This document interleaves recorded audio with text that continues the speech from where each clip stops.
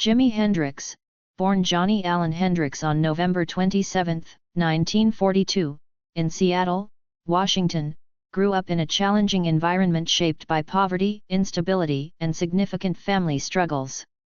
His parents, Al Hendrix and Lucille Jeter, had a turbulent relationship, and Hendrix spent much of his childhood moving between relatives and friends. Despite these hardships, young Jimi developed a deeply personal bond with music. He was fascinated by sounds and rhythms even before owning an instrument.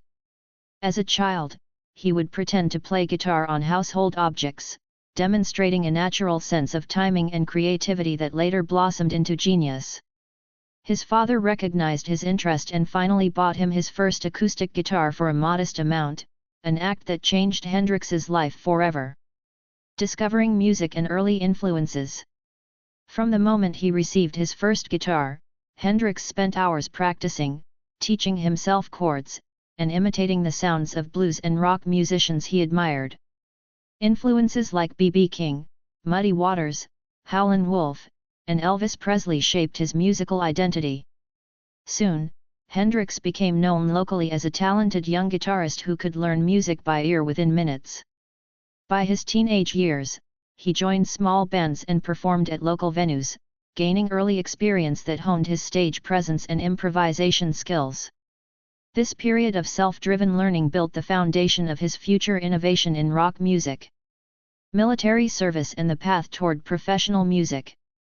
In 1961, Hendrix enlisted in the U.S. Army after facing legal trouble related to car theft. Although he trained as a paratrooper with the 101st Airborne Division, military life did not suit him. His passion for music was far too strong to be contained by Army discipline. While stationed at Fort Campbell, Hendrix formed a band with fellow soldier Billy Cox, who later became a key part of his professional career. A medical discharge in 1962 allowed him to return fully to music. This exit from the military opened the door to his life's true path, shaping modern guitar history. Struggles and breakthrough in the American music scene. After the military, Hendrix moved through cities such as Nashville, New York, and other parts of the American South, performing as a backing guitarist for well-known artists including Little Richard, Ike and Tina Turner, Isley Brothers, and Sam Cooke. His exceptional talent was evident, but as a sideman he had little creative freedom. Hendrix longed to express his own musical vision, which led him to New York's Greenwich Village, a creative hotspot where he could experiment more freely. Here, Hendrix began to attract attention for his unique blend of blues, psychedelic rock, and soul.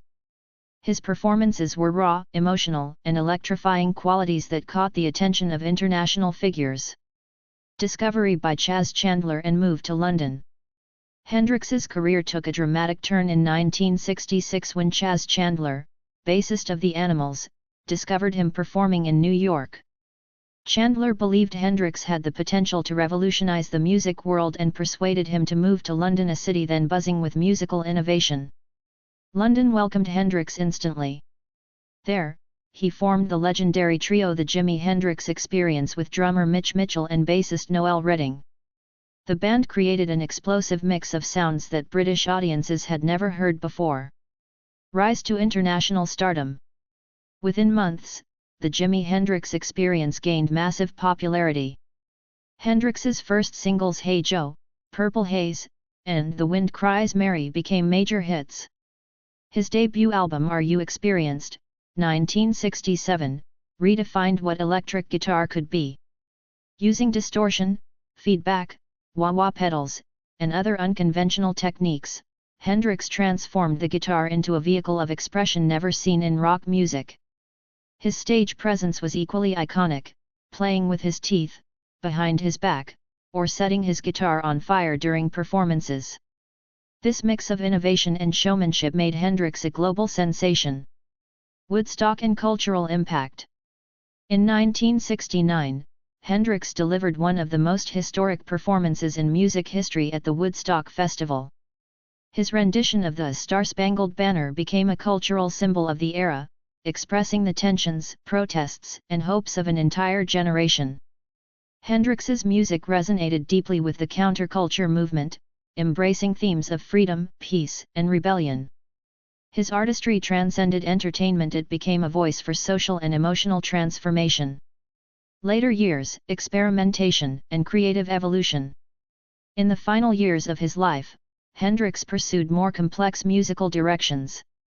He collaborated with old friend Billy Cox to form Band of Gypsies, exploring funk, blues, and experimental rock elements. He also worked on new studio projects with the intention of evolving beyond the commercial expectations placed on him. Although he faced pressures from management, record labels, and intense public demand, Hendrix remained committed to artistic exploration. These years showed a visionary musician hungry for growth and unafraid to challenge boundaries. Death and enduring legacy. Jimi Hendrix died on September 18, 1970, at the young age of 27 in London. His death was a tragic end to a groundbreaking career that lasted only 4 years at the top. Yet, despite his short life, Hendrix's impact on music remains unmatched. He is widely regarded as one of the greatest guitarists of all time, a pioneer who altered the language of rock and electrified generations of musicians. His recordings continue to inspire guitarists, producers, and fans across the world. Hendrix's legacy lives on not only through his music but through his profound influence on creativity, individuality, and artistic freedom.